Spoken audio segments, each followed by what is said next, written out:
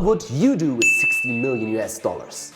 That led me to the grey but beautiful city of Frankfurt, revisiting the German family insurance, the Deutsche Familienversicherung, to check out what they did with the money raised in their IPO last December. Last year, the Deutsche Familienversicherung, the German family insurance, made a huge splash in the international insurance and Insurtech community by presenting the first Amazon Alexa skill to buy insurance, by presenting an event-based, real-time core insurance system, by sharing their story on international stages around the world, from the Insurtech Connect in Las Vegas to the DIA in Munich and the Insurtech Insights in London, and by pulling through the first Insurtech IPO in the Western world. After this exciting year 2018, in which the German family insurance came out of nowhere, this year I was really excited to see what did they actually do with all the money raised, and did they keep what they promised.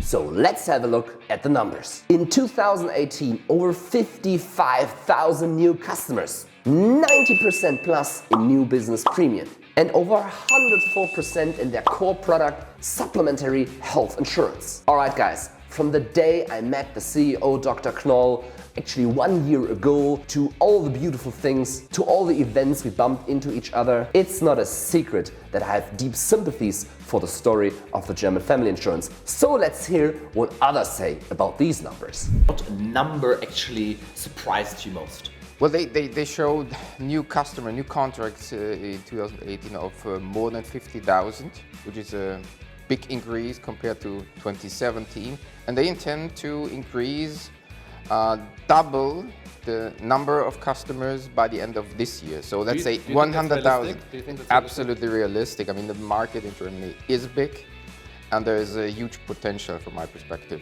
What do you think about the claim Insurtech?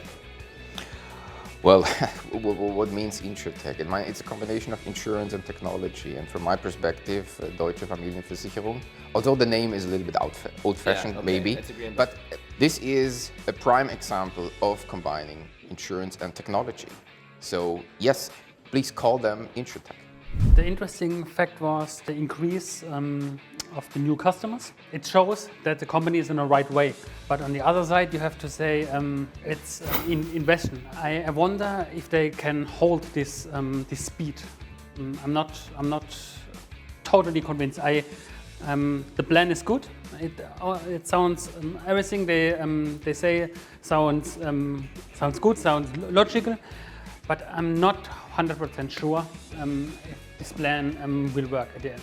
There was one negative KPI, and that was a loss of 3.3 million euro. So how does this fit together? All these record-breaking numbers and the loss. Let's hear what the CEO has to say about this. And my wife told me to be hard on Dr. Knoll out of one selfish reason. So you have an enormous increase in premium volume, in new customers, but 2018 there was a loss. How does it fit together?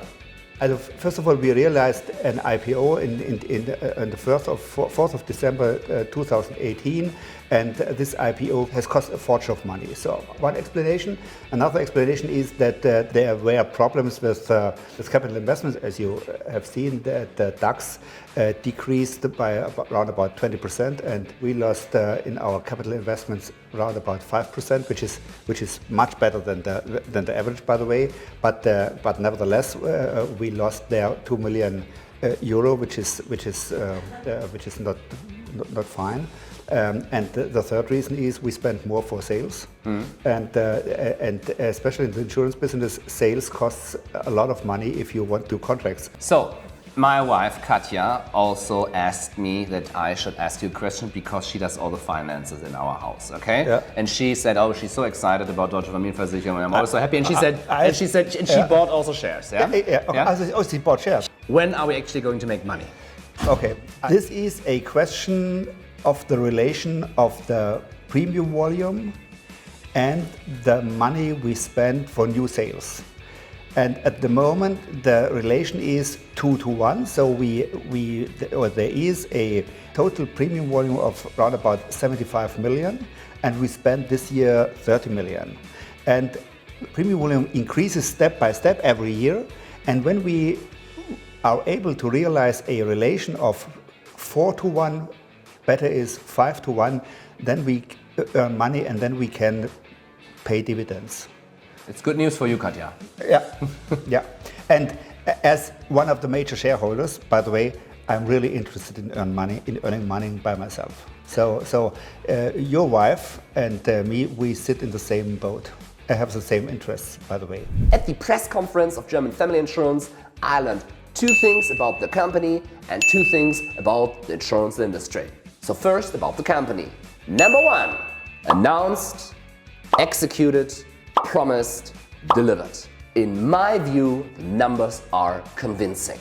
It personally shows me that Insurtech success stories are possible, and sometimes from companies you would not have guessed 2 years ago, and sometimes from companies that don't only impress by keynote presentations, but by pure facts.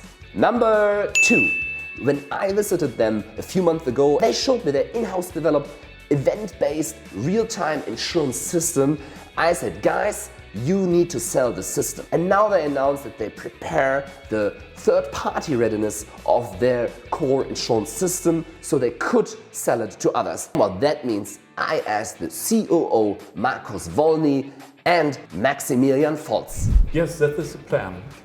Because when it shows, we have finished the digital transformation.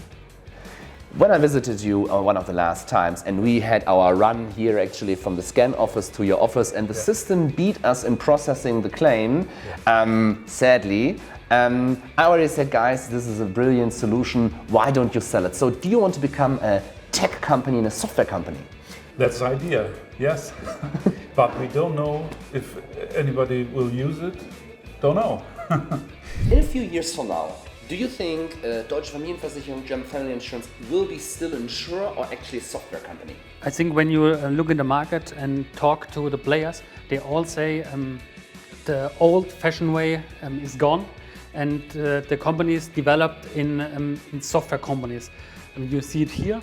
They want to bring their system to offer their system to other insurance, and I think that's the way. About the insurance industry, I learned 2 things.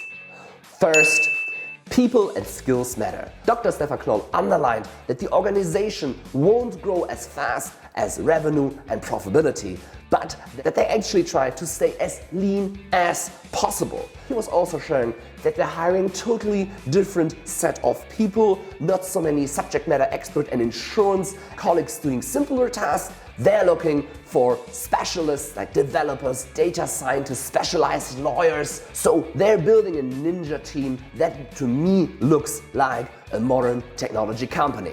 So what I learned, if you are an insurer and you're not doing the same, building up ninja teams with these skills, but you're holding on to legacy systems, legacy culture, and legacy organizations, you will get into deep, deep trouble. The second thing I realized about the insurance industry is small is the new sexy. Examples like the German Family Insurance and others show when you have a dedicated management that you actually can use digital transformation as an opportunity and plan exponential growth. And let's remember the numbers, plus 90% in new business.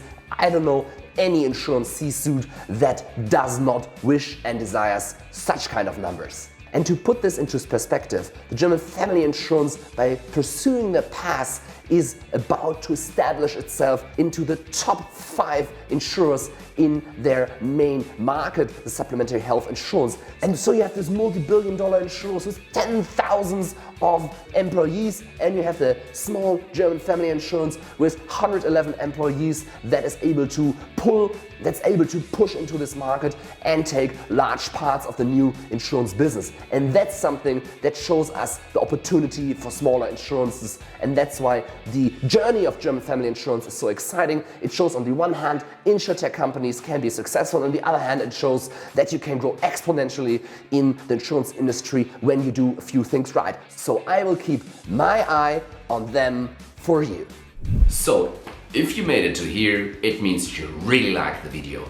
It would mean the world to me if you could hit the subscribe button down here or sign up for a newsletter so we can give you all the hottest, newest trends we scout around the world for free even sooner.